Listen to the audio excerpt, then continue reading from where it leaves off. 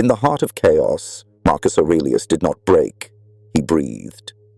While emperors before him sought conquest and control, Marcus turned inward. He understood that the true battlefield wasn't in Germania or the Senate. It was within his own mind. When Rome burned with political upheaval, betrayal, and plague, he didn't ask, "Why is this happening to me?" He asked, "How can I remain unmoved?" Because to the Stoic, suffering is not the enemy, reaction is. You don't control what the world throws at you, but you control whether you crumble or remain still. This was the essence of his daily practice, a war not against others, but against illusion, ego, and emotional reactivity. He journaled each morning not to feel better, but to remember that nothing external can shake a man who governs himself. Not envy, not insult, not fear. Power, to Marcus, wasn't dominance, it was discipline, the kind of discipline that keeps you silent in rage, present in despair, and anchored in chaos. And if that sounds impossible today, it's because we've confused emotion with identity and lost the art of self-command. But what if true power isn't found in force, but in stillness? Marcus Aurelius understood something we often forget. You don't suffer because of events. You suffer because of your interpretation of them. To the Stoic, nothing is inherently good or bad. Everything is raw data. Your mind adds the labels. He wrote, "If you are distressed by anything external, the pain is not due to the thing itself, but to your estimate of it."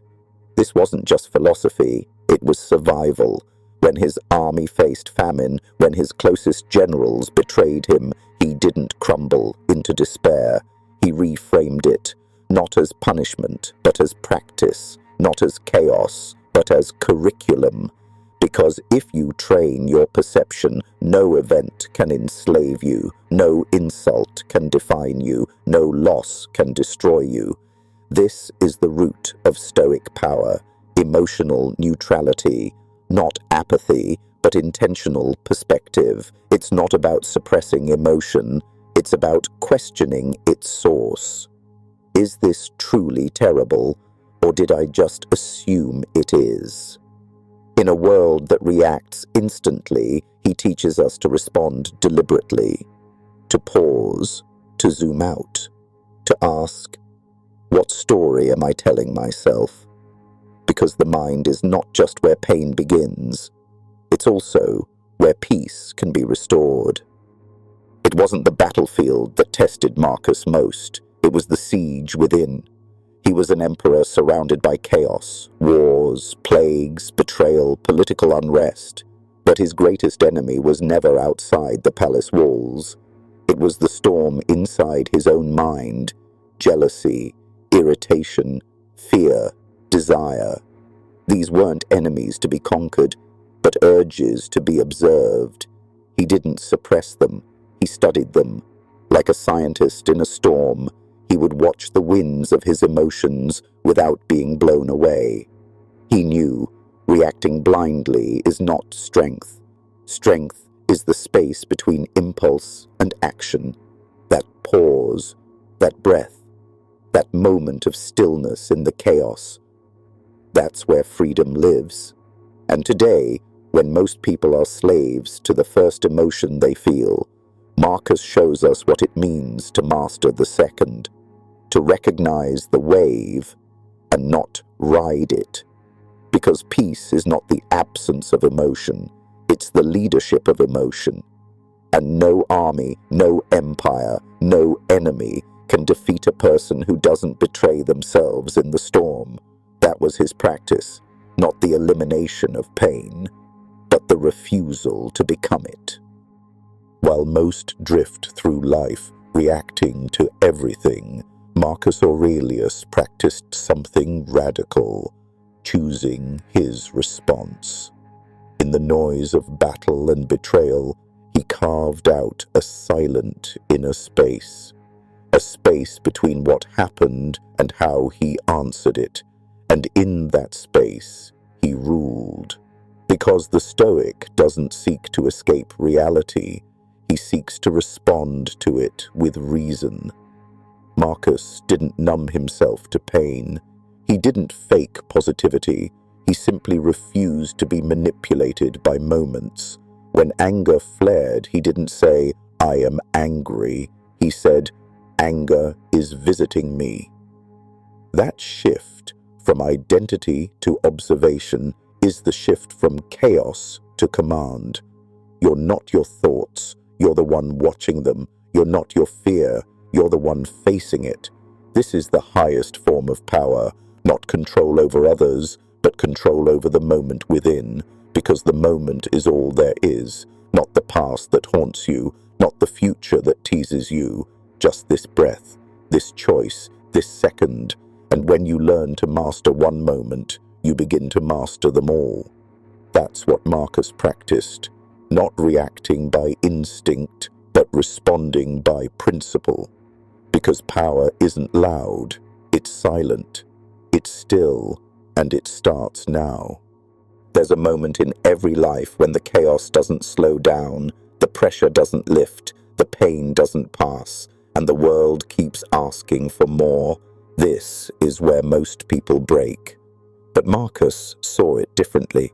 He believed that hardship wasn't proof of failure, it was the training ground for greatness.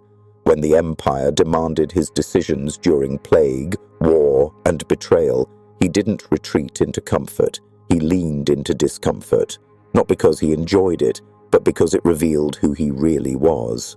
See, strength isn't built in ideal conditions, it's built in storms, when sleep is short, when critics are loud, when doubt is high. Marcus didn't ask for easier days, he asked to be stronger. He reminded himself, no man is more unhappy than he who never faces adversity. Because adversity is the mirror. It shows you whether your values are real or just talk. And most of us don't break from the weight itself, but from believing we shouldn't be carrying it. The Stoic path doesn't promise peace outside, it promises power inside, and when life doesn't let up, that's when you let go, not of effort, but of illusion, the illusion that ease is the goal and that comfort is your birthright. In the storm of life, most people look outward. They wait for change, for rescue, for relief. But Marcus knew nothing is coming, not because life is cruel, but because life is the training. The world won't hand you peace, but it will hand you chances. To choose stillness in the noise, to hold your values in the fire, to stay awake in the numbness, and in those choices, power is reclaimed, because power isn't found in the throne or in wealth. It's in self-leadership, the ability to command your mind when everything outside begs you to lose it. It's remembering that pain is not permanent, that emotions are not facts, and that chaos is not your identity. You are not weak for feeling tired. You are not broken for feeling lost. You're human, and that's where the work begins. Marcus didn't leave us a path to follow. He left us a mirror and a question. Are you ready to rule the one kingdom you've been avoiding all along? The kingdom within. Because real power, the kind that doesn't shout but endures, can only be found where no one else can see it. Not on the battlefield, not in the boardroom, but in the space between reaction and response. So, when the next storm comes, will you still flinch? Or will you finally rise?